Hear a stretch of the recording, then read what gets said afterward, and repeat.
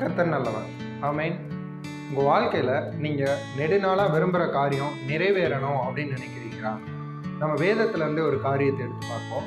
ஆபோக் 2வது அதிகாரத்தில் கர்த்தர் சொல்லுகிறார், நீ ஒரு காரியத்தை விரும்புகிற அப்படின்னா அந்த காரியத்தை வேகமாக ஓடுறானா அவன் வாசிக்கிறபடி தீர்க்கமாக வரைஞ்சி வை, அதாவது எழுதி வை அப்படின்னு சொல்கிறாரு.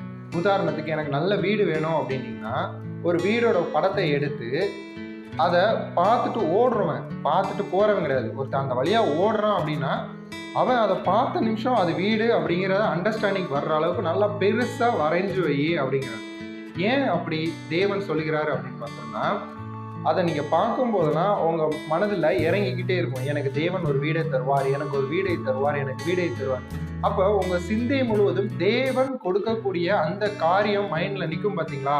அது நேச்சராகவே நீங்கள் பார்க்கக்கூடிய விதத்தில் வெளியில் வந்துடுங்க. இது தேவனுடைய கோட்பாடு.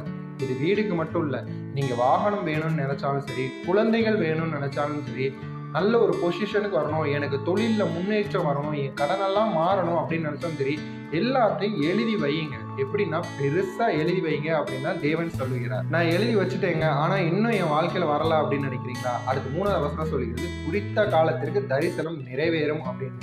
தாமதிக்கும், ஆனால் அது தடைப்பட்டு போகாது. நிச்சயமாகவே நீங்கள் விரும்பினது உங்கள் வாழ்க்கையில் உண்டாகும்படி தேவன் அனுகிரகம் பாராட்டுவாருங்க. இதை நான் ஏன் இப்படி உறுதியாக சொல்கிறேன் அப்படின்னா, நான் என் வாழ்க்கையில் இதை 3 முறை அனுபவித்திருக்கேன். இந்த 3யுமே நான் தீர்க்கமாக வரைந்து வைத்து அதை நான் பார்த்துக்கிட்டே இருந்தேன், நான் விசுவாசித்து கொண்டே இருந்தேன். 3யுமே தேவன் என் வாழ்க்கையில் நான் சுதந்திரிக்கும்படியாக அனுகிரகம் பாராட்டினாருங்க. அதனால தான் நானும் உங்களுக்கு சொல்கிறேன், உங்களுக்கு வேணுங்கிறத நீங்கள் தீர்க்கமாக வரைங்க, எழுதி வைங்க. பார்க்குற இடமெல்லாம் நீங்கள் விரும்புகிற காரியமாக எழுதி வைங்க. நிச்சயமாகவே அந்த தரிசனம் உங்கள் வாழ்க்கையில் நிறைவேறும். தேவன் நிறைவேற செய்ய அவர் வல்லமை உள்ளவராக இருக்கிறார். ஏன்னா இந்த வார்த்தை கர்த்தர் சொன்ன வார்த்தை.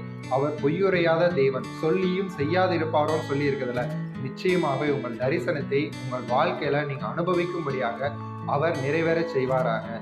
கர்த்தர் நம்மை ஆசீர்வதிப்பார். ஆமென்.